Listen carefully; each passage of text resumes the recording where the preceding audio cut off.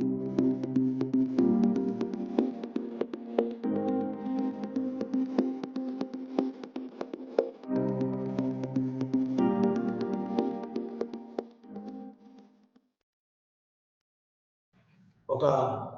కొత్తగా వచ్చిన రాజనీతి సిద్ధాంతం గురించి నేర్చుకుంటున్నాము. అదే post modernism, post modernist political theory, post modernist political principles. అయితే దీన్ని తెలుగులో కొంచెము తర్జుమా చేయాలంటే కొంచెం కష్టంగా ఉంటుంది, కానీ అంత కష్టమేం కాదు. ఉదాహరణకి పోస్ట్ మోడర్నిజం అంటే తర్వాత వచ్చింది అన్నమాట. ఈ మోడర్నిజం అంటే ఏంటి? మోడర్నిటీ అంటే ఏంటి? మోడర్నిటీ అంటే ఆధునికత.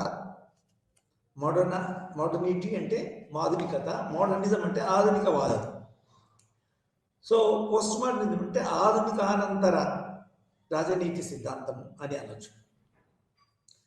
అయితే కొందరికి, అంటే మీకు కొంచెము బిఏ కాబట్టి ఇంటర్మీడియట్ నుంచి రకరకాల విద్యార్థులు ఈ రాజనీతి సంబంధించిన కోర్సుని ఎన్నుకున్నారు కాబట్టి వాళ్ళకి కొంచెము బ్యాక్గ్రౌండ్ ఉండకపోవచ్చు ఏది రాజనీతి సిద్ధాంతాల ఎడల. కాబట్టి పోస్ట్ మోడర్నిజము కంటే ముందు వచ్చింది మోడర్నిటీ. అంటే మోడర్న్ సొసైటీస్, మోడర్నిజము వాదానికి అనుగుణంగా మెదిలే వ్యవస్థలు ఏ విధంగా ఏర్పడ్డాయి అనే దాని గురించి ఇదివరకు మీరు చదివి ఉంటారు. కాబట్టి దాన్ని కూడా కొంచెం నేర్చుకుంటే, కొంచెం చర్చించుకుంటే ఈ పోస్ట్ మోడర్నిజం బాగా అర్థమవుతుంది. ఉదాహరణకి మనము ఇదివరకే కొన్ని సిద్ధాంతాలు నేర్చుకున్నాం, చర్చించినాం. అవి ముఖ్యంగా లిబరలిజము లేక వ్యక్తి శ్రేయోవాదము,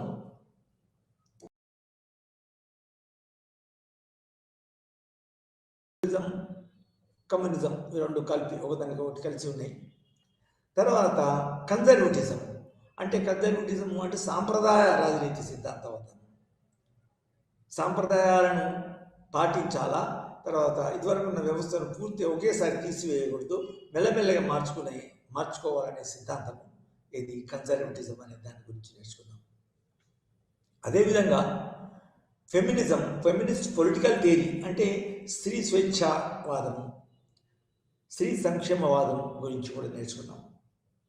అయితే ఒక స్త్రీ స్వేచ్ఛావాదము తప్ప ఈ ఇదివరకు చదివిన సిద్ధాంతాలన్నీ, రాజనీతి సిద్ధాంతాలన్నీ, ఇది ఉదాహరణ వ్యక్తి శ్రేయవాదము, సోషల్ కాంట్రాక్ట్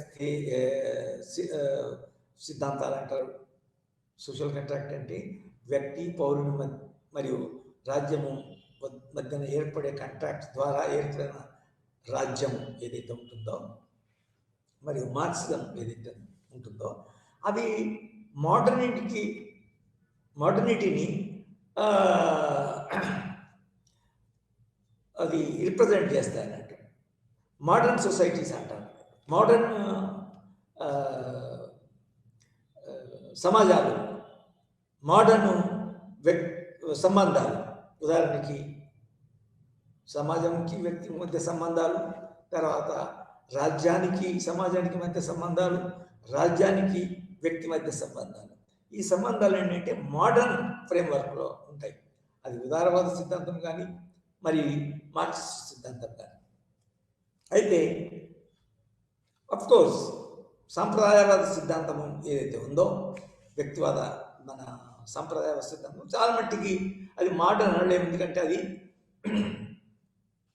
ఈ మోడర్న్ దృక్పథంతో ఏర్పడ్డ సిద్ధాంతాలు వచ్చిన తర్వాత దాన్ని చాలామంది ఇంటలెక్చువల్, తర్వాత conservatives themselves actually rejected that conservative. కాబట్టి ముఖ్యంగా ఉన్న సిద్ధాంతాలు ఏంటి అంటే మోడర్న్ ఫ్రేమ్వర్క్లో రిప్రజెంట్ చేసి ప్రతిబింబించే సిద్ధాంతాలు ఏమంటే లిబరలిజము, వ్యక్తి శ్రేయవాదము ఒకవైపు, తర్వాత రెండవది మార్క్సిజము, సోషలిజము ఇంకొకటి. సో ఈ సిద్ధాంతాలు మోడర్నిటీని ప్రతిబింబింపజేస్తాయి కదా. అయితే ఏ విధంగా ప్రతిబింబించినాయి అవి అంటే ఇదివరకు ట్రెడిషనల్ మెథడ్స్ మిడిల్ ఏజెస్లో వచ్చిన సిద్ధాంతాలు, రాజనీతి సిద్ధాంతాలు ఏవైతే ఉన్నాయో, ఇది రాచరికాన్ని, తర్వాత మతాన్ని కేంద్రీకృతంగా చేసుకునేవి, తర్వాత ఆ మతాన్ని కేంద్రీకరణ చేసుకొని తర్వాత మతంతో ముడిపడి ఉన్న సమాజాలు, రాజ్యాలు ఏవైతే ఉన్నాయో వాటిని ధిక్కరించి కొత్త సమాజాలు, కొత్త రాజనీతి వ్యవస్థలు ఏర్పడడానికి దారితీస్తాయి. సో అదే నిజానికి ఆధునికీకరణ చేయడం ద్వారా ఆధునికత సమాజాలు ఏర్పడతాయి, ఆధునిక రాజనీతి సిద్ధాంతాలు ఏర్పడతాయి, ఆధునిక రాజనీతి వ్యవస్థలు ఏర్పడతాయి. సో ఈ వ్యక్తి శ్రేయవాదము మరియు మార్క్సిస్ట్ రాజనీతి వాదము ఇవి మోడర్నిటీని ప్రతిబింబింపచేస్తాయి. అయితే ఈ మోడర్నిటీ యొక్క ముఖ్య లక్షణాలు ఏంటి అని మనం చెప్తే, అది ఫస్ట్ ఏంటంటే బ్రాడ్గా విశాలంగా చూస్తే మాత్రము ఇది మిడిల్ ఏజెస్లో ఉన్న రాజనీతి సిద్ధాంతాలకి వ్యతిరేకము, తర్వాత దేవునిపై మరియు మతంపై, తర్వాత ఇంకా అటువంటి ఐడియాస్పై ఆధారపడ్డ రాజరికాలని, దైవాంశ సమూహ సిద్ధాంతం ఫర్ ఎగ్జాంపుల్, అది వాటిని వ్యతిరేకంగా ఉన్న సిద్ధాంతాలపై ఏర్పాటైన ఈ మోడర్న్ రాజనీతి వ్యవస్థలు ఈ రెండు ముఖ్యమైనవి. అయితే మోడర్నైజేషన్ అనే మోడర్న్ అనే వాటికి ముఖ్య లక్షణాలు ఏంటి అంటే చూస్తే మనము ఫస్ట్ ఏంటంటే హేతువాదం. అంటే ప్రతిదాన్ని హేతుబద్ధంగా, అంటే మనిషిలో నుండి వచ్చే, మనిషి మెదడు నుండి వచ్చే హేతుబద్ధమైన వాదనలు, భావనలు. అదేవిధంగా శాస్త్రీయ వాదన అంటే సైంటిఫిక్ టెంపర్మెంట్. తర్వాత ఇంకోటి ఏంటంటే మన రీజనింగ్, ప్రతిదానికి రీజన్స్, కాజ్ అండ్ ఎఫెక్ట్ ప్రతిదానికి కారణం చూపెట్టాలి. ఆ కారణం కూడా నిజానికి ఎంపిరికల్గా ఉండాలా. మీరు ఇదివరకే కొన్ని అపోచలు చదువుతున్నారు. పాజిటివిజం అని ఆగస్ట్ కాంప్ట్ అనేవాడు పాజిటివ్ సిద్ధాంతాన్ని తీసుకొచ్చాడు. ప్రతిదాన్ని ఏ సిద్ధాంతాన్నైనా, ఏ భావనైనా నమ్మడము, తర్వాత అనుసరించడం ఎట్లా ఉండాలంటే అది మన కళ్ళకు కనబడాలి, మనము దాన్ని అది అనుభూతి చెందాలి, అనుభవం ద్వారా, ఎంపిరికల్ అంటారు. సో పాజిటివిజం అనే దాన్ని సిద్ధాంతం తీసుకొచ్చాడు. సో వీటన్నిటి మీద ఏర్పడ్డదే ఆధునికత. సో ఈ ఆధునికీకరణ కూడా ఇంకా కొన్ని లక్షణాలు కలిగి ఉంటుంది. ఫస్ట్ ఇంకోటి ఏంటంటే ఇండస్ట్రియలైజేషన్. ఈ పాత పద్ధతిలో ఉత్పత్తి విధానాలు, ఉత్పత్తి సంబంధాలు ఉండకుండా పారిశ్రామికీకరణ ఎట్లా జరుగుతుంది? కొత్త ఇన్నోవేషన్ జరిగినప్పుడు, కొత్త శాస్త్రాలు వచ్చినప్పుడు దానికి సంబంధించిన సాంకేతిక విజ్ఞానము, సాంకేతిక పరిజ్ఞానం అనుసరించి అభివృద్ధి జరిగినప్పుడు, ఇండస్ట్రీస్ ఏర్పడినప్పుడు అది ఒక ఆధునిక ఆధునికతకి ఆధునికీకరణ అంటారు. సో ఈ మోడర్నిజం అనేది నిజానికి నిజానికి ఇండస్ట్రియలైజేషన్ అనే ఒక సూచన. అదే ఆర్థిక రంగంలో. రాజకీయ రంగంలో మోడర్నిటీ అంటే ఏంటి అంటే, మోడర్నిటీ అనే దానికి ఇంకొక ముఖ్య రాజకీయ రంగంలో ఏం లక్షణం అంటే ప్రజాస్వామ్యం. అంటే ప్రజల కొరకు, ప్రజల ద్వారా నడిచే ప్రభుత్వము, ప్రజల సంక్షేమం కొరకు, ప్రజల కొరకు ఏర్పడే రాజ్యము. తర్వాత అంటే ఇంకా లోతుగా ఆలోచిస్తే అది ప్రజాస్వామ్యం ఏ విధంగా నడవాలా. ఎందుకంటే ప్రజాస్వామ్యం అనే వాటి అన్న మొదలనే అది ప్రజాస్వామ్యం కాదు, ఒట్టిగా రాదు. అది ప్రజాస్వామ్యం ఏ విధంగా నడవాలా అనే ఆ ప్రక్రియ గురించి కూడా కొన్ని పద్ధతులు ఉండాలి, ప్రత్యేకమైన పద్ధతులు ఉండాలి. అప్పుడే అది మోడర్న్ సొసైటీ అంటారు. అందులో ముఖ్యంగా ప్రజలు ప్రజాస్వామ్య రాజకీయ వ్యవస్థలను ఎలా నడుపుకోవాలంటే వాళ్ళు ఓట్ల ద్వారా, ఎన్నికల ద్వారా తమ యొక్క ప్రతినిధులను ఎన్నుకొని ఆ ప్రతినిధుల ద్వారా చట్టాలు చేసుకొని ఆ ప్రతినిధులు నియమించుకున్న ప్రభుత్వాలు ఏర్పరచుకొని ఆ ప్రభుత్వం యొక్క పాలనలో నడుచుకోవడము, ప్రవర్తించడము అనేది కూడా ఉండాలి. సో ప్రజాస్వామ్య ప్రక్రియలు కూడా నిజానికి ఈ మోడర్నైజేషన్, మోడర్నిజంలో ఒక భాగం. మోడర్నిటీకి ఒక లక్షణం అంటే ఫీచర్ అంటారు దాన్ని, FEATHER. అదేవిధంగా కల్చరల్ కూడా స్వాతంత్రం, స్వేచ్ఛ, ఈక్వాలిటీ ఈ మోడర్నిటీ యొక్క ముఖ్యమైన లక్షణం అన్నట్టు. సో ఈ విధంగా ఈ మోడర్నిజం అనే వాదంలో నిజానికి కొన్ని ముఖ్యమైన రాజనీతి సూత్రాలు, పర్టికులర్గా పవర్, సావరెంటీ, తర్వాత స్వేచ్ఛ ఏవైతే ఉన్నాయో అవి అంటే మన ఉదారవాద సిద్ధాంతము అంటే శ్రేయవాదము, తర్వాత మార్క్సిస్ట్ పొలిటికల్ థియరీ, ఈ వాదములలో ఎట్లా పవర్ అంటే ఏంటి, ఈక్వాలిటీ అంటే ఏంటి, స్వేచ్ఛ అంటే ఏంటి అని మనము ప్రశ్నించుకుంటే ఈ రెండు మోడర్న్ సిద్ధాంతాల ప్రకారం పవర్ అనేది ఒక వ్యక్తిలో, ఒక ఏజెన్సీలో కేంద్రీకృతమై ఉంటారు. అదేవిధంగా వాళ్ళు ఇచ్చిన స్వాతంత్రం, ఈక్వాలిటీ వ్యక్తులకి, పౌరులకి వస్తుంది అంటే మీది నుంచి సామాన్యంగా కిందికి వస్తుంది. అదేవిధంగా పవర్ అనేది మన కింది స్థాయికి వచ్చినప్పుడు, కింద అంటే మీదనో సార్వభౌమాధికారము, ఒక ఏజెన్సీ, గవర్నమెంట్, అది వ్యక్తుల సమూహంగా ఉండే ప్రభుత్వం కావచ్చు, ఒక వ్యక్తి లో అధికారం ఉండొచ్చు, లేకపోతే మన అమెరికాలో ఉన్నట్టు థియరీ ఆఫ్ సెపరేషన్ పవర్, ఈ మూడిట్లో కేంద్రీకృతమై ఉండొచ్చు. సో అది మీది నుంచి కిందికి ఇవ్వబడుతుంది ఒక విధంగా. అవి ఒకసారి మొత్తము ప్రజల మీద అధికారం చెలాయించే ప్రాసెస్లో అది వెనక్కి తీసుకొని ఎమర్జెన్సీ, తర్వాత డిక్టేటర్షిప్ కూడా మన ఏర్పాటు చేయడం జరుగుతుంది ఈ మీదే ఉండే వ్యవస్థల నుండి ద్వారా. సో అంటే ఈ మోడర్న్ రాజనీతి సిద్ధాంతాల ప్రకారము పవర్ అనేది, అధికారం అనేది ఒక వ్యక్తిలో కానీ, వ్యక్తుల సమూహంలో కానీ కేంద్రీకృతమై ఉంటుంది. ఒక 2-3 వ్యవస్థల్లో కేంద్రీకమై ఉంటుంది.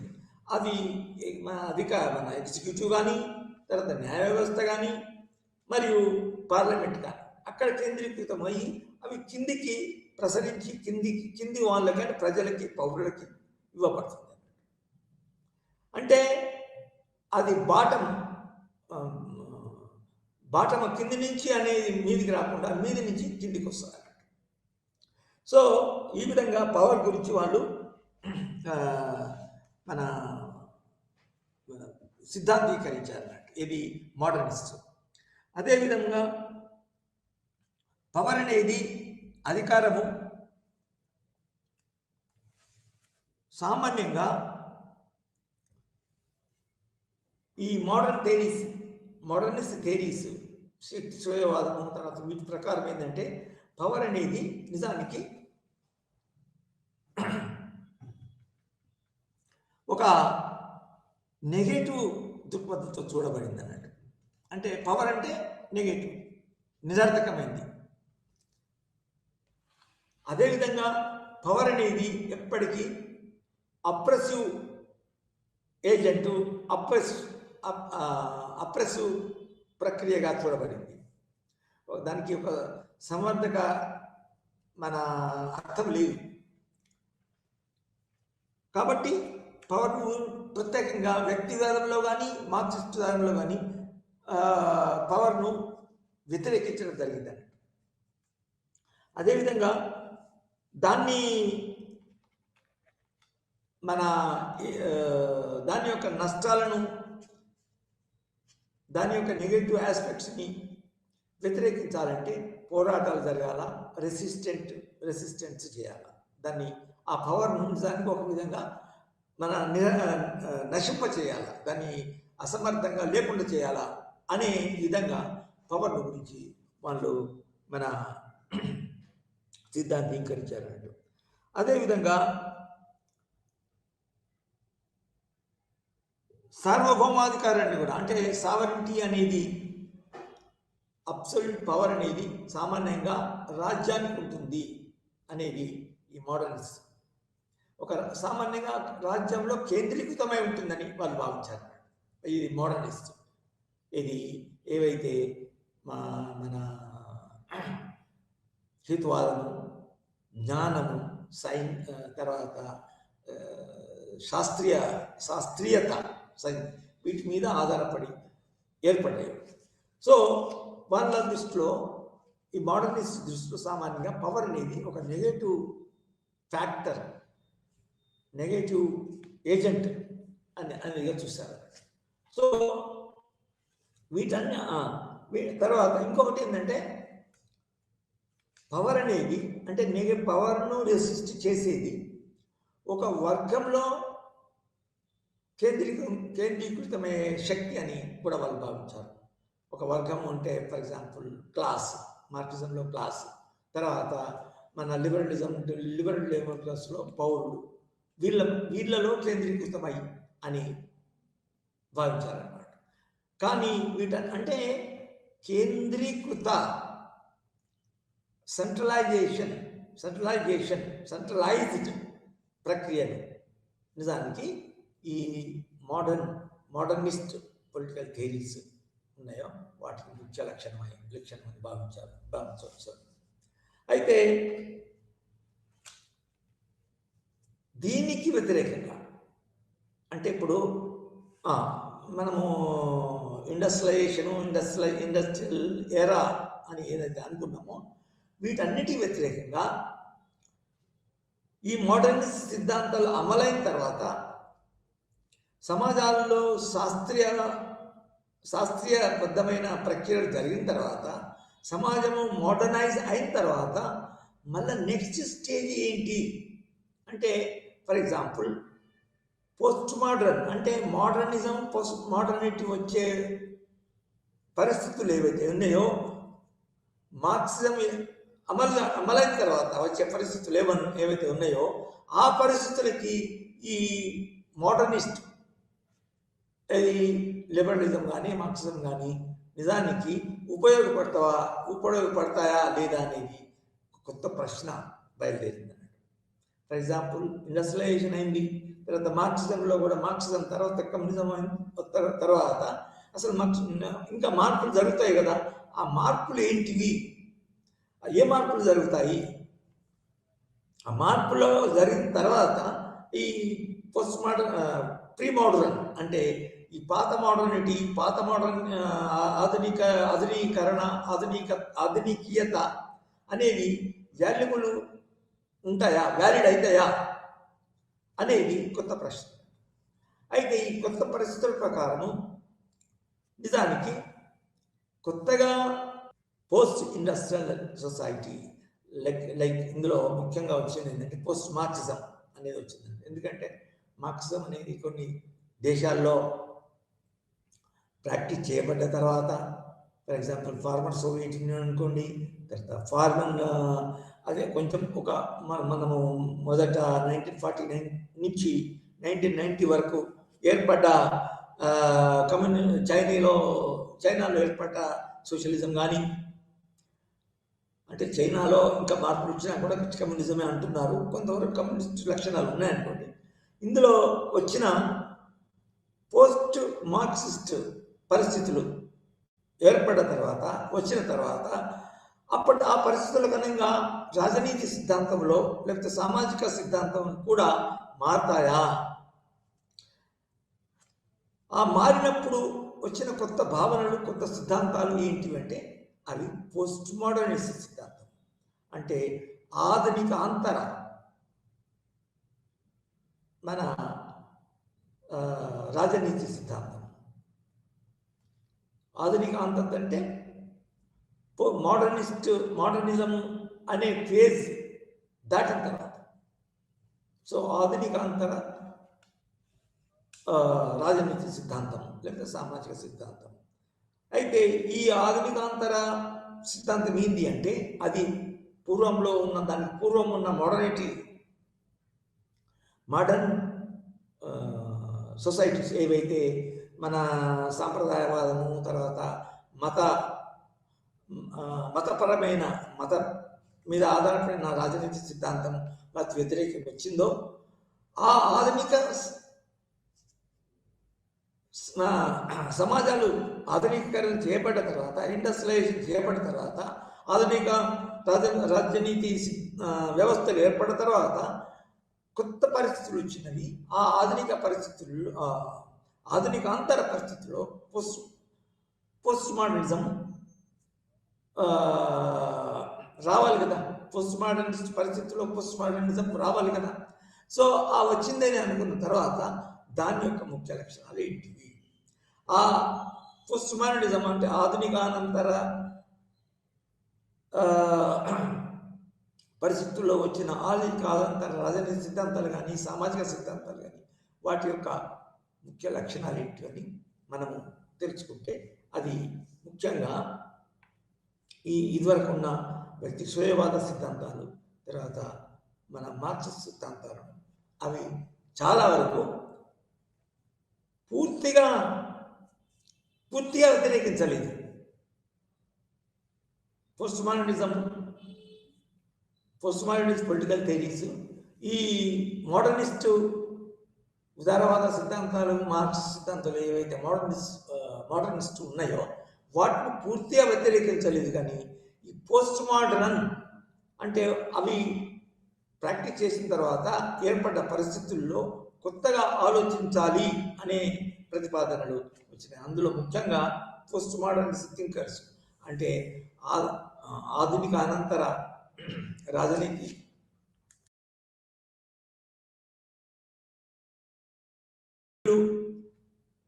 మైకెల్ ఫుకో, చాంతాల్ మౌఫీ, తర్వాత డేవిడా, వీళ్ళలో ముఖ్యంగా కొత్త భావాలు ఏర్పడ్డాయి. వీళ్ళు కొత్తగా ఒక భిన్నంగా ఆలోచించారు. అంటే వ్యక్తిస్వయవాదులకు తర్వాత మార్క్స్ సిద్ధాంతకర్తలకి భిన్నంగా ఆలోచించారు. భిన్నంగా సిద్ధాంతం వివిధ విషయాలని, వివిధ అంశాలని, సమాజంలోని వివిధ అంశాలని పూర్తిగా భిన్నంగా ఆలోచించారు. అందుకే వీళ్ళు పోస్ట్ మోడర్న్ థింకర్స్ అంటారు. అయితే ఈ పోస్ట్ మోడర్న్ థింకర్లో మనం అనుకున్నట్టు ముఖ్యంగా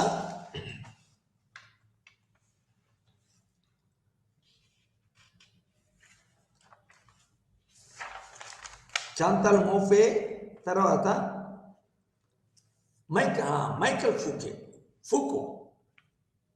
మైకెల్ ఫూకో అనేవాడు పోస్ట్ మోడర్నిజంని తన యొక్క పుస్తకంలో, కొన్ని పుస్తకాల్లో రాశాడు. For example knowledge, post modernist thinkers, Michel Foucault. Okay,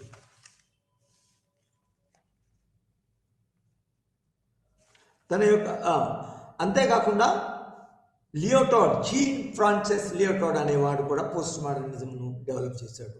ముఖ్యంగా ఇతని యొక్క పుస్తకం ఏంటంటే the post modern condition, A report on నాలెడ్జ్ని కూడా వీళ్ళు పోస్ట్ మోడర్నిస్టు, అది ఆధునిక అనంతర రాజనీతి సిద్ధాంతకర్తలు లేకపోతే సామాజిక సిద్ధాంతకర్తలు నాలెడ్జ్ని కూడా పునర్నిర్వచించారు. దాన్ని కొత్త మీనింగ్ ఇచ్చారు నాలెడ్జ్ కూడా. అయితే ఇతను రాసిన పుస్తకం జీన్ ఫ్రాంకోస్ లియోటార్డ్ రాసిన పుస్తకం పేరు the post modern condition, A report on knowledge. ఇది నిజానికి పోస్ట్ మోడర్న్ ఆలోచనలో, పోస్ట్ మోడర్న్ సిద్ధాంతాల్లో ఒక బైబిల్గా పరిగణించబడుతుంది. ఎందుకంటే పోస్ట్ మోడర్నిజం అంటే ఏంది అని తెలుసుకోవాలంటే ఈ పుస్తకముని తప్పకుండా చదవాల్సి ఉంటుంది, ఈ పుస్తకమే రెఫర్ చేయాల్సి ఉంటుంది. దీనికి దీని తర్వాత మనం చూడాల్సింది అంటే మైకల్ ఫూకో ఇంకా నిజానికి అతని ఫోకస్ తప్పకుండా నాలెడ్జ్ కొత్త పరిస్థితుల్లో ఆధునికతానంతరంగా నాలెడ్జ్ని ఏ విధంగా చూడాలి, పవర్ని ఏ విధంగా చూడాలి, పవర్ అనేది ఎట్లా నిర్వహించబడుతుంది, పవర్ అనేది ఏ విధంగా చలాయించబడుతుంది, పవర్ అనేది ఎక్కడ ఉంటుంది, దానికి అస్తిత్వం ఏంటి, పవర్ యొక్క అస్తిత్వం ఏంటి అనే దాని మీద చాలా ఫోకస్ చేశాడు. పవర్ అనేది రాజ్యము, సార్వభౌమాధికారం ఇవన్నీ మనం చాలా రాజనీతి సిద్ధాంతాలు ముఖ్యంగా వస్తాయి, అందరికీ తెలుసు. అదేవిధంగా వీళ్ళు కూడా పవర్ను మళ్ళీ కొత్త మీనింగ్ ఇచ్చారు, కొత్త అస్తిత్వం ఇచ్చారు. పవర్ ఎక్కడ ఉంటుంది, ఏ విధంగా ఎక్సర్సైజ్ చేయబడుతుంది, దాని యొక్క స్వరూపం ఏంటి, స్వభావం ఏంటి అనేదాన్ని కొత్తగా నిర్వచించారు. అయితే సమాజంలో సామాజిక అస్తిత్వము, తర్వాత సామాజిక వ్యవస్థలు, రాజనీతి వ్యవస్థలకి మూలం ఒక కేంద్రీకృతమైన ప్రక్రియ, ఒక కేంద్రీకృతమై ఉన్న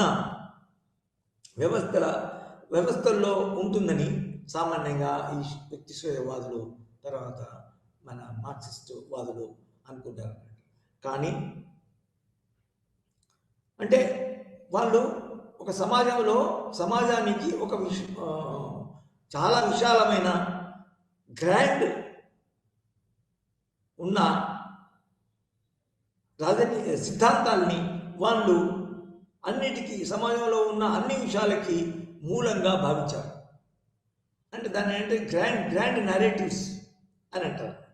గ్రాండ్ నరేటివ్స్ అంటే సామాన్యంగా విశాలమైనవి, మొత్తం టోటాలిటీని రిప్రజెంట్ చేయటివి, కొన్ని ఒకటి రెండు ఈ అంశాలు, ఆ విషయాన్ని వాళ్ళు చూశారన్నట్టు. అంటే ఉదాహరణకి సమాజంలో ఒక్కొక్క రంగంలో ఒక్కొక్క నెరేటివ్, ఒక్కొక్క అస్తిత్వం, సమూహాలు కానీ, లేకపోతే వర్గాలు కానీ, కేటగిరీస్ కానీ, సోషల్ కేటగిరీస్ కానీ, అవి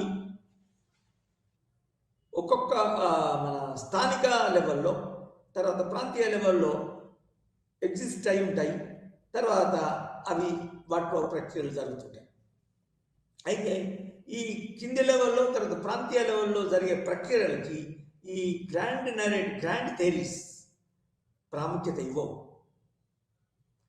సో దాంట్లో ఆ విధంగా ప్రాముఖ్యత పోవడం వల్ల ఈ ప్రాంతీయ స్థాయిలో మరియు స్థానిక స్థాయిలో, లోకల్ లెవెల్లో జరిగే ప్రక్రియకి ప్రాధాన్యత ఉండదు. ప్రాధాన్యత ఉండడం వల్ల నిజానికి మనం వాస్తవికతాన్ని పూర్తిగా మర్చిపోతున్న, దాన్ని పరిగణలోనికి తీసుకోవడం లేదు అనే విధంగా ఈ పోస్ట్ మోడర్నిస్ట్ థింకర్స్ ఆలోచించారు. వీళ్ళ ప్రకారము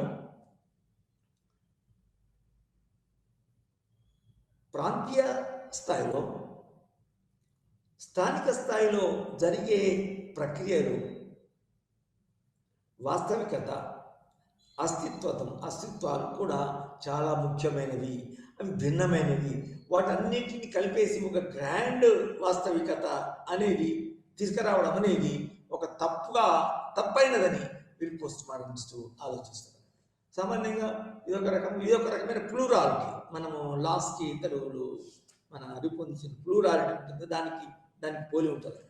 సో వీళ్ళు మైక్రో లెవెల్కి, తర్వాత మైక్రో లెవెల్ అంటే కింది స్థాయి, తర్వాత మన పెద్దది కాకుండా చిన్న స్థాయి, చిన్న వ్యవస్థ, చిన్న కంపెనీ, అవి ఉంటాయి కదా, వాటి గురించి జరిగే ప్రక్రియలకి, వాటికి సంబంధించిన సంబంధాలు చాలా ముఖ్యంగా ఈ పోస్ట్ మోడర్నిస్టు పరిగణించారు. దాన్ని హైలైట్ ఒకటి చేశారు. అయితే అదేవిధంగా ఈ గ్రాండ్ నెరేటివ్స్ అంటే టోటల్గా ఆలోచించే నెరేటివ్స్ ఏమైతే ఉన్నాయో వాటి ప్రాంతీయ స్థాయిలో లోకల్ స్థాయిలో జరిగే కార్యక్రమాలు, ప్రక్రియలు అవి లేవనే విధంగా, అంటే అవి ఉండవు అనే విధంగా వాటి ప్రాధాన్యత ఇవ్వకుండా చేయడం జరిగింది. సో వాటిని హైలైట్ చేయాలని ఈ పోస్ట్ మోడర్నిస్ట్ భావిస్తారు. అయితే ముఖ్యంగా మనము చివరికి అంటే ఈ పోస్ట్ మోడర్నిస్ట్ థింకర్స్ మైకెల్ ఫూకో, తర్వాత లియోటార్డ్, తర్వాత ఇంకా కొందరు ఉన్నారు, డెరిడా అనే అతని కూడా ఉన్నాడు. కానీ డెరిడా అనేది డీకన్స్ట్రక్షనిస్ట్ అతను. కానీ ముఖ్యంగా మనం ఫోకస్ ఎక్కడ చేయాలంటే మైకెల్ ఫూకోను, తర్వాత ఫ్రాంకిస్ లియోటార్డ్ అనే వాళ్ళ మీద మన రాజనీతి సంస్థల ప్రకారం వాళ్ళకి, వాళ్ళ రచనలకి, వాళ్ళ భావాలకి, వాళ్ళ సిద్ధాంతాలకి మనం ప్రాముఖ్యతని ఇవ్వాల్సి ఉంటుంది. అయితే ముఖ్యంగా వీళ్ళ ఉద్దేశంలో, వీళ్ళ ఆలోచనలో ఈ సమాజంలో ఈ మోడర్నిస్ట్ పద్ధతిలో అంటే లిబరల్ తర్వాత మార్క్సిస్ట్ థియరీల వల్ల వచ్చిన ఒక భావన ఏదైతే ఉందో ఆ భావన ఏంటంటే సమాజంలో వివిధ రంగాల మధ్య భేదాలు ఉంటాయి, వివిధ రంగాలను వేర్పరచి అనేది ముఖ్యంగా ఉండేది. అంటే for example politics is different from sociology different from మన హిస్టరీ. ఈ సబ్జెక్ట్స్ ఉన్నాయి కదా, రకరకాల సబ్జెక్ట్స్ ఉన్నాయి కదా. ఈ డిసిప్లినరీ సెపరేషన్ అనేది వీళ్ళు రికగ్నైజ్ చేయరు. అట్లా చేస్తే తప్పు. అంటే వాటిని వేరువేరుగా చూసి వేరువేరు రంగాలుగా విభజించి ఒక్కొక్క రంగానికి ఉన్న అంశాలను ఒక్కొక్క రంగం సెపరేట్ చేసి ఇంకొక రంగాన్ని సెపరేట్ చేసి చూడడం అనేది తప్పు అని అంటారు. సో డిసిప్లినరీ సెపరేషన్ అనేది వీళ్ళు తప్పుగా భావించి వీటన్నిటినీ కలిపి చదవాలా. ఫర్ ఎగ్జాంపుల్ కలిపి చదవడం అని అంటే మన ఎవరు జ్ఞాపకం వస్తారు? అరిస్టాటిల్, తర్వాత ప్లాటో అనే అటువంటి వాళ్ళు మనకి గుర్తుకొస్తారు. అది మీకు తెలుసు. అంటే పూర్తిగా అరిస్టాటిల్ మన రిప్రజెంట్ చేసే అన్ని సమాజంలోని అన్ని అంశాలకు ప్రతిబింబమైన అతని సిద్ధాంతం, అతని యొక్క వ్యక్తిత్వం, అతని యొక్క కంట్రిబ్యూషన్ అనేది పూర్తి అదేనా అంటే అది పూర్తి అదే కాకపోవచ్చు, కానీ దానికి పోలి ఉంటుందని చెప్పవచ్చు. ఉదాహరణకి అరిస్టాటిల్ సైన్స్లో గొప్పవాడు, అదేవిధంగా మన పాలిటిక్స్లో గొప్పవాడు, అదేవిధంగా ఆర్థిక రంగంలో గొప్పవాడు. అంటే అన్ని అంశాలను అతను ఒకటి నుంచి ఒకటి సెపరేట్ చేసి చూడలేదు. మతాన్ని, రాజనీతిని, మన చర్చిను, తర్వాత స్టేట్ని, వాటి అన్నిటిని సెపరేట్ చేసి చూడలేదు. నిజానికి మన భారతీయ రాజనీతి సిద్ధాంతం కూడా మన ఇతర సమాజంలో ఇతర రంగాల నుంచి పూర్తిగా సెపరేట్ చేసి చూడలేదు. For example king was of course having economic thinking, proper economic thinking. King was having powers and at the same time knowledge about justice and judiciary. King was in fact excessive power. అన్ని విషయాలు అతనిలో కేంద్రీకృతమై ఉన్నది. అంత నిజానికి ఇంకా చాలా లోపలికి పోయి చూస్తే అతను యుద్ధంలో అతనే ఒక నాయకుడిగా సైన్యాధికారులతో నిస్సహాయంగా చేసి అంటే నిజానికి అందులో కూడా కేంద్రీకృతమై ఉన్నాయి. అదేవిధంగా సమాజంలో ఉన్న ఈ సోషల్ సైన్సెస్ ఏమన్నాయో చూడబడినవి ఏవి? ఈ లిబరలిజం తర్వాత మార్క్సిజంలో విభజింపబడి చదవబడినవి, చూడబడినవి, విశ్లేషించబడినవి. ఒకసారి ఏంటంటే మనము చూస్తున్నాం కదా, రాజనీతి సిద్ధాంతం, రాజనీతి నాయకులకి వేరే రంగులకు నాలెడ్జ్ ఉండదన్నట్టు. అదేవిధంగా ఈ మనం లిబరల్ డెమోక్రసీలో సామాన్యంగా న్యాయ వ్యవస్థలో ఉండే వాళ్ళకి జడ్జెస్ కానీ, లాయర్స్ కానీ సామాన్యంగా పొలిటికల్ నాలెడ్జ్ తక్కువ ఉంటుంది. ఆర్థికంగా ఆర్థిక శాస్త్రంలో ఉన్న నాలెడ్జ్కి పూర్తిగా వాళ్ళకి పూర్తిగా దూరం వాళ్ళకి తెలియదు. అంటే మొదటి నుంచే వాటిని సెపరేట్ చేసి చదవడం జరిగిందన్నమాట. అయితే వీళ్ళు అంటే పోస్ట్ మోడర్నిస్టు ఆధునికానంతర సిద్ధాంతకర్తలు పోస్ట్ విశ్లేషించడం అది తప్పైన మార్గమని వాళ్ళు భావించారు. సో పోస్ట్ మోడర్నిజంలో హిస్టరీ, పాలిటిక్స్, ఎకనామిక్స్ అన్నీ కలిపి చూడబడితే ఐక్యంగా చేయబడి విశ్లేషింపబడతాయి, చూడబడతాయి. వీళ్ళ యొక్క ముఖ్య ఈ పోస్ట్ మోడర్నిజం యొక్క ముఖ్య లక్షణం. తర్వాత మనము రాజకీయ రంగానికి సంబంధించిన విషయాలకు ముఖ్యంగా ఫోకస్ చేస్తే పవర్ అనేది సార్వభౌమదారి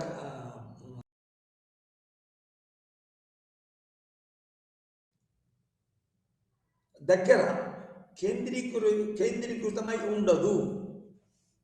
కేంద్రీకరణ అంటే ఇప్పుడు సామాన్యంగా ఏమవుతుంది అంటే పవర్ అనేది మార్క్సిస్ట్ ప్రకారం కానీ తర్వాత మన వ్యక్తిశ్రేయవాద సిద్ధాంతంలో కానీ పవర్ సామాన్యంగా ఒకటి కానీ 2-3 దానికి సంబంధించిన సమానంగా ఉండే వ్యవస్థల్లో కేంద్రీకృతమై ఉంటుంది. అయితే వీళ్ళ ప్రకారము అధికారము కేంద్రీకృతమై ఉండదు. ఆ విధంగా ఆలోచిస్తే మనము చాలా విషయాలని మనము పరిగణలోకి తీసుకోవడం లేదు. అది తప్పైన విషయంగా మన చూస్తారు పోస్ట్ మోడర్నిస్ట్. అదేవిధంగా లొకేషన్ అంటే పవర్కి లొకేషను ఒకే రాజకీయ వ్యవస్థలో కాకుండా అది సమాజం మొత్తంలో ఉంటుంది, ఫ్యామిలీలో ఉంటుంది. తర్వాత ఇంకా సామాజిక వ్యవస్థలు ఉంటాయి కదా, సంఘాలు ఉంటాయి, పార్టీస్ ఉంటాయి, తర్వాత రకరకాలవి ఉంటాయి కదా. ఈ పవర్ అనేది అన్ని చోట్ల ఉంటుంది.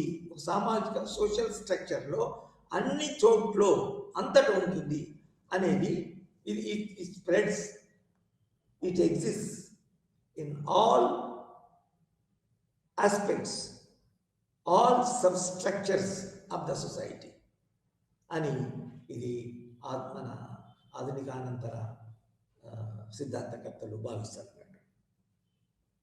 ఒక విధంగా మార్క్సిస్టులు ఏమంటారు, power is always class power, power is always exercised by upper class over the lower class. అంటే అదేవిధంగా పవర్కి సోర్స్ అది తెలుసు కదా, మీకు అందరికీ తెలుసు. ఆర్థిక ఉత్పత్తి మన సాధనాలపై అధికారం సంపాదించి ఒక అప్పర్ క్లాస్ ఏదైతే ఉందో పవర్ కలిగి ఉంటుంది. అది ఏ విధంగా వస్తుంది, ఉత్పత్తి సాధనాలు వాళ్ళ కంట్రోల్ ఉంటాయి కాబట్టి దాని ద్వారా పవర్ వస్తుంది. ఆ పవర్ని ఎక్సర్సైజ్ చేస్తారు వాళ్ళు. అంటే మార్క్సిస్ట్ ప్రకారము పవర్ అనేది ఒక వర్గంలో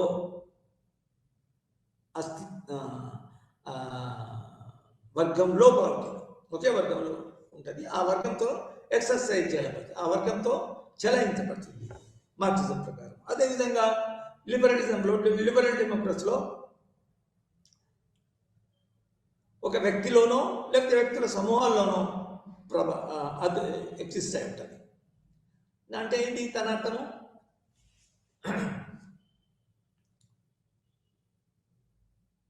వ్యక్తి శ్రేయోవాదము, వ్యక్తి చుట్టే పవర్ అనేది తిరుగుతుంటుంది. ఏది మన లిబరల్ డెమోక్రసీలో. అదేవిధంగా మార్క్సిజంలో వర్గం అనే దాని గురించి చుట్టూ దాన్ని తిరుగుతుంది అన్నమాట. అయితే దీన్ని కూడా ఈ పోస్ట్ మోడర్నిస్ట్, ఇది ఆధునిక అనంతర వాదము,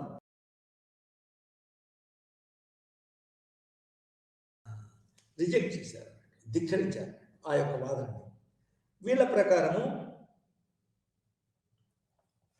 పవర్ అనేది సొసైటీలో అనేక స్థానాల్లో ఉంటుంది, మరియు ఎక్సర్సైజ్ కూడా వాళ్ళకి అనేక సందర్భాల్లో అనేక విధాలుగా అది ఎక్సర్సైజ్ చేయబడుతుంది, చెలాయించబడుతుంది. సో ఉదాహరణకి ఫ్యామిలీలో, ఉదాహరణకి పవర్ ఉంటుంది. పవర్కి ఏదైతే లక్షణాలు ఉంటాయో ఆ లక్షణాలు ఫ్యామిలీలో ఉంటాయి. ఉదాహరణకి హస్బెండ్, వైఫ్, వీళ్ళ మధ్యన కూడా ఒక రకమైన పవర్ ఉంటుంది. సామాన్యంగా ప్యాట్రియార్కల్ సొసైటీలో మీకు తెలుసు, పితృసమయ వ్యవస్థ, మన ఫెమినిజం గురించి చదువుకున్నారు. ప్యాట్రియార్కల్ పితృసమయ వ్యవస్థల్లో సామాన్యంగా మన మగ అంటే పురుషుడు, మొత్తం పెద్ద పురుషుడు మొత్తం ఫ్యామిలీ మీద ఎక్సర్సైజ్ చేస్తాడు. అదేవిధంగా దాన్ని మన ఫ్యామిలీలో ఉన్న వాళ్ళందరూ వాళ్ళు పాటించవలసి ఉంటుంది, దానికి విధేయతగా ఉండవలసింది.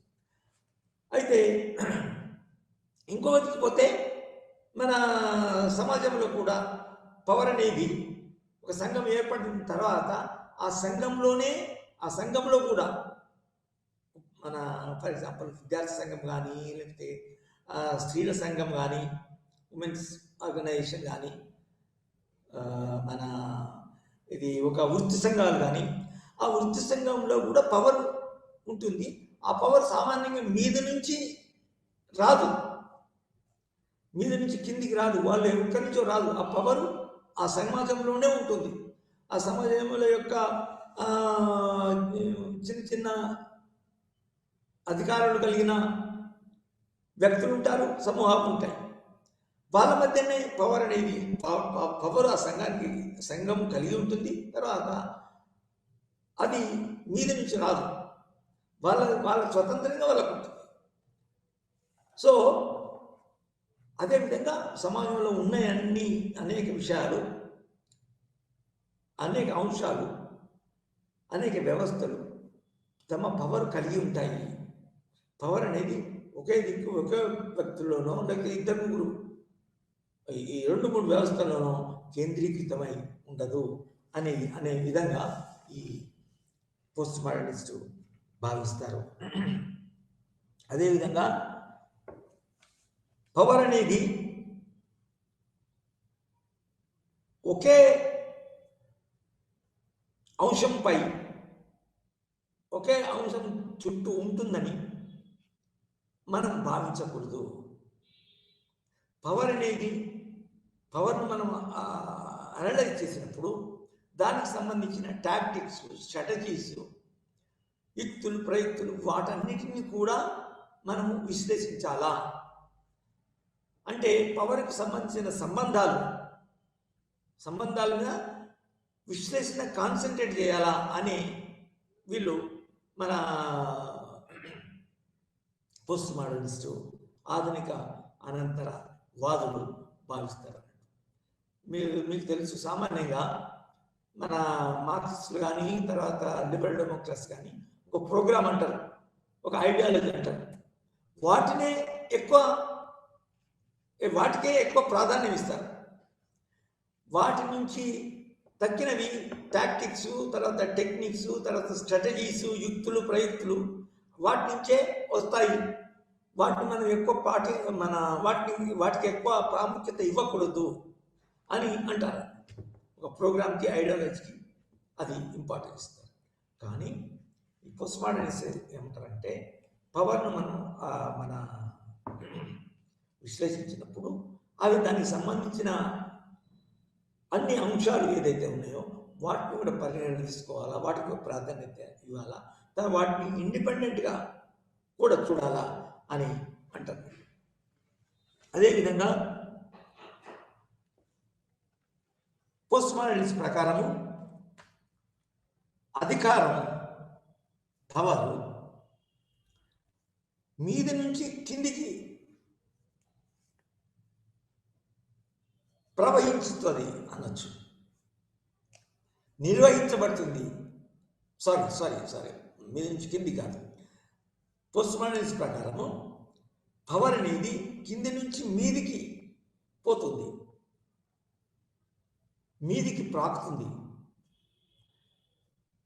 కానీ ఇదివరకు చెప్పినట్లే, ఇదివరకు మనం అనలైజ్ చేసినట్టు ఈ వ్యక్తి శ్రేయవాద సిద్ధాంతంలో, తర్వాత సామాజిక మన మార్క్సిస్ట్ సిద్ధాంతంలో పవర్ మీద నుంచి సామాన్యంగా కిందికి వస్తుంది.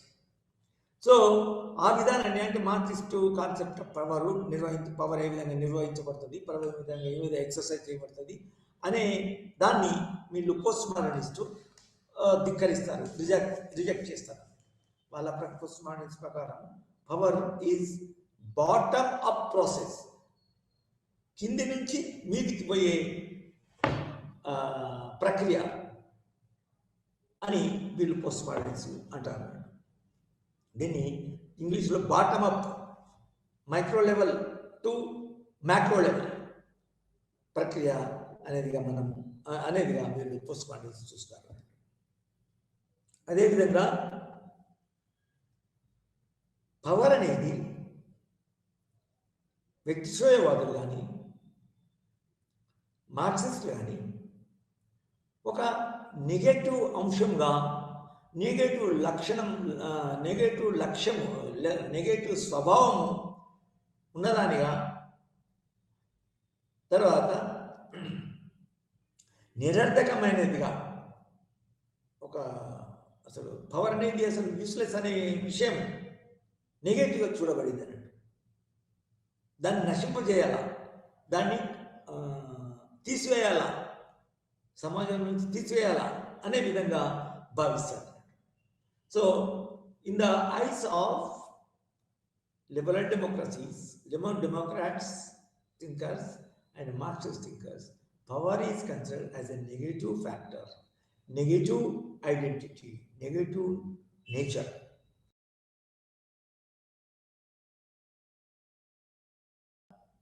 పవర్ అనేది ప్రొడక్టివ్ కాదు, సంవర్ధకం కాదు, అభివృద్ధిదాయకం కాదు అని కూడా ఈ లిబరల్ డెమోక్రాట్స్, మార్క్సిస్ట్ భావించారు.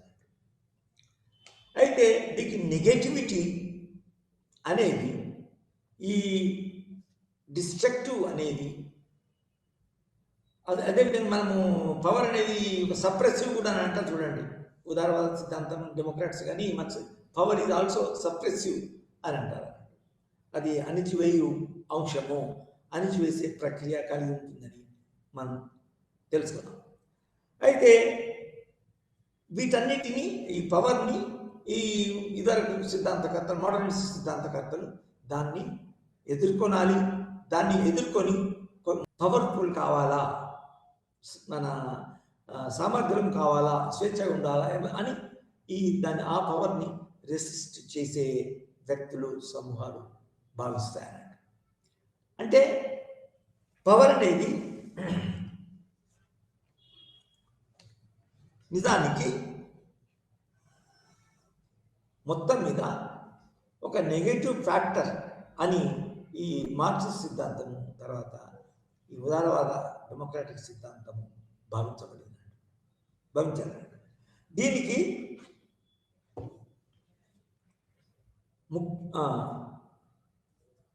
వ్యతిరేకంగా పోస్ట్ మోడర్నిస్టు, ఆధునికానంతరవాదులు పవర్ని ఒక కొత్త విధంగా, కొత్త పద్ధతిలో వాళ్ళు చూశారు. ఒక కొత్త దృక్పథాన్ని ఏర్పరచుకున్నారు.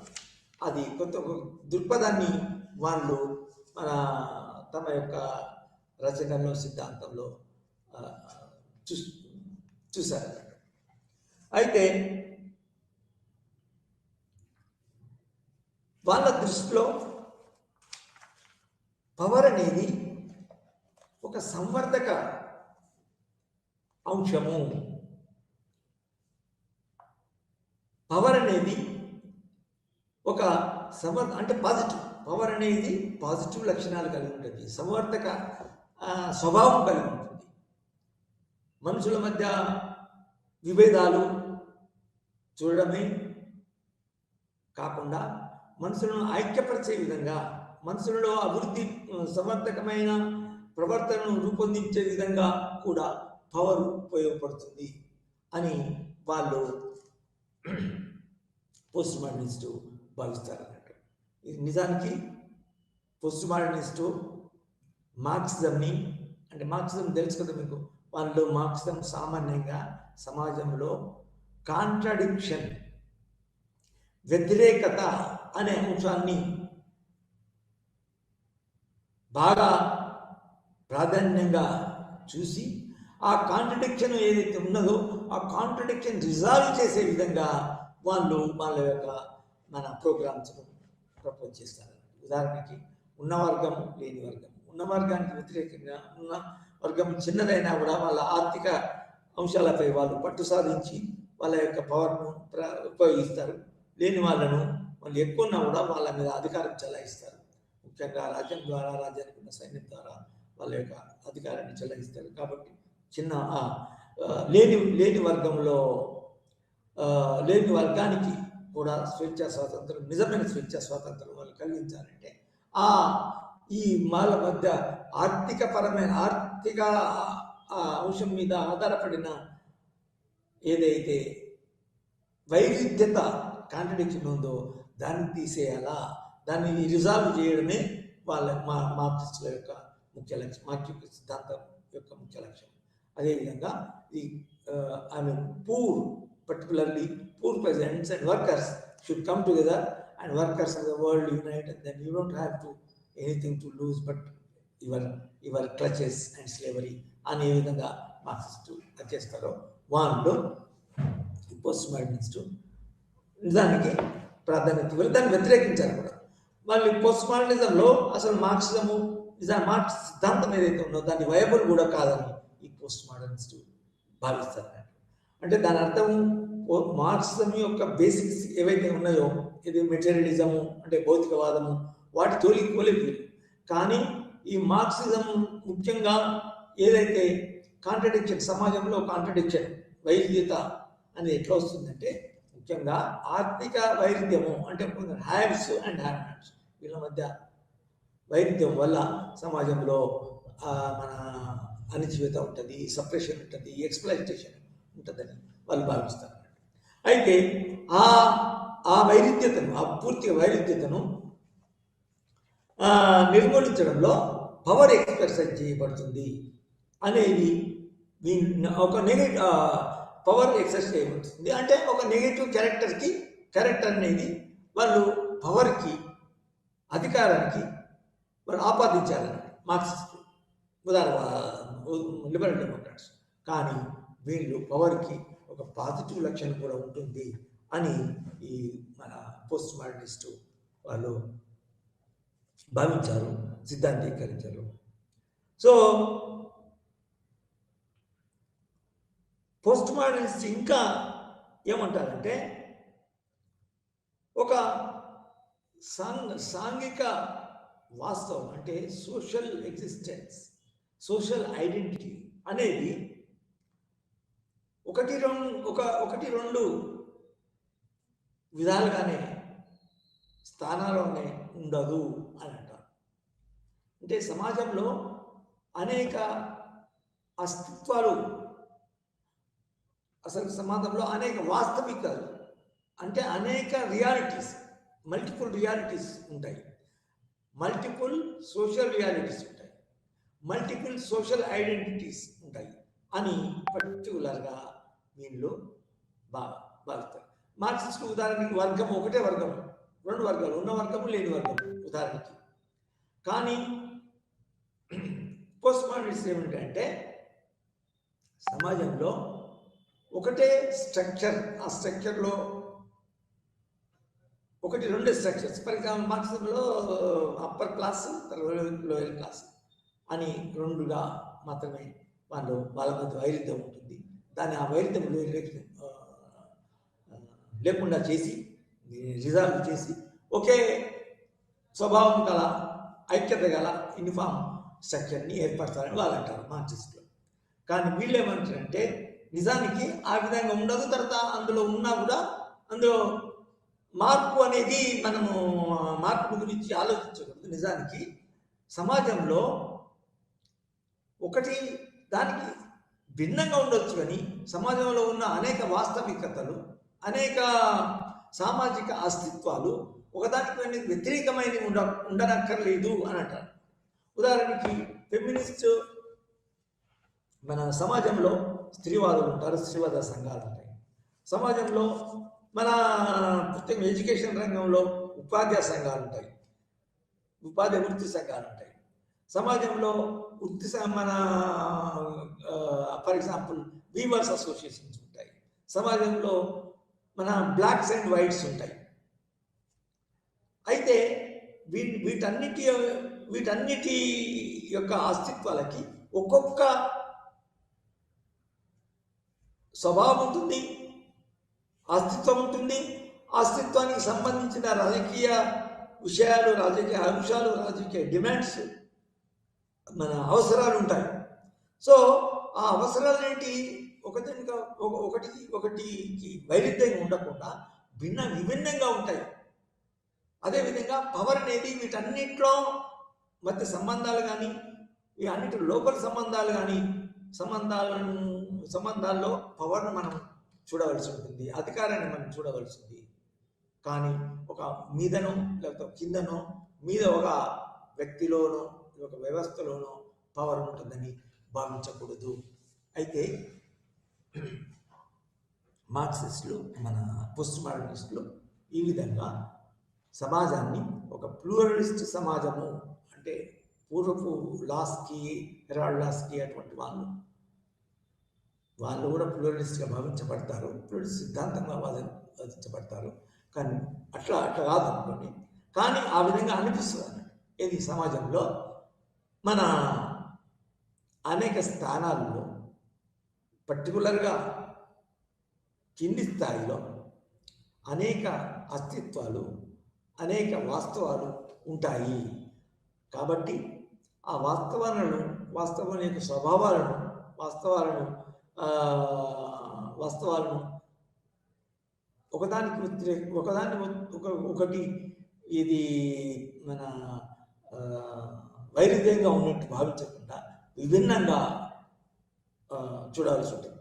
అంటే diversity, existence of diversity. So ఈ డైవర్సిటీ అనేది మనము ఈ ముఖ్యంగా పరిగణనలోకి తీసుకోవాలా అని పోస్ట్ మోడర్నిస్ట్ థింకర్స్ అంటారు. ముఖ్యంగా ఇందులో రాజకీయ రంగాల్లో చూస్తే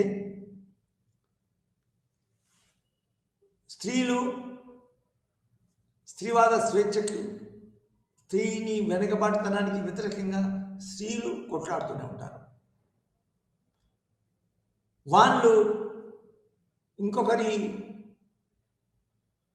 మన నియంత్రణలోనికి రానక్కర్లేదు, ఇంకొక నాయకత్వంలోకి రానక్కర్లేదు. వాళ్ళు స్వయంగా వాళ్ళే ఆర్గనైజేషన్ ఏర్పరచుకొని వాళ్ళ యొక్క అవసరాలు తీర్చుకోవచ్చు, వాళ్ళ యొక్క సౌకర్యాలను మనము పొందొచ్చు. అదేవిధంగా వాళ్ళు స్వతంత్రంగా ఐడెంటిటీని కలిగి ఉంటాయి. తర్వాత ఆ విధంగా ఉండడం అనేది ఒక స్వభావమైనది అని. అదేవిధంగా బ్లాక్స్, అదేవిధంగా మన ఇతర సామాజిక సంఘాలు, రాజకీయ సంఘాలు అని కూడా మనం అనుకోవచ్చు. సో ఒక్కొక్కరు వాళ్ళ యొక్క అవసరాల కొరకు, అవి స్త్రీపరమైనవి కానీ, యువకుల పరమైనవి కానీ, తర్వాత వృత్తిపరమైనవి కానీ, అదేవిధంగా మనము ఆర్ట్, తర్వాత ఇతర ఫ్యాకల్టీస్ ఉంటాయో వాటి పరంగా కానీ ఏర్పడ్డ సంఘాలు కానీ, వ్యవస్థలు కానీ వాటి యొక్క అవసరాలను తీర్చుకోవడానికి ఎగ్జిస్ట్ అవుతాయి. వాటి అవసరాలను తీర్చుకోవడానికి పోరాటము చేయాలి అనేది వాళ్ళు ఈ పోస్ట్ మోడర్నిస్ట్ సిద్ధాంతీకరించారు, ప్రతిపాదించారు అని చెప్పచ్చు. సో ఈ విధంగా పోస్ట్ మోడర్న్ థింకర్స్ ముఖ్యంగా ఇదివరకు ఉన్న ఆధునికత అని ఆధునికమైనవిగా చెప్పబడ్డ సిద్ధాంతాలు ఏవైతే ఉన్నాయో, లిబరల్ డెమోక్రసీ, మార్క్సిస్ట్ డెమోక్రసీ, తర్వాత ఇంకా దానికి సంబంధించిన ఇతర సిద్ధాంతాలను వీళ్ళు వ్యతిరేకించి కొత్త ప్రతిపాదనలు చేశారు. అది మనం ఇంకా కొన్ని విషయాలు వచ్చే లెక్చర్స్లో ఇంకా సెషన్లో మనం అది చేసుకోవచ్చు.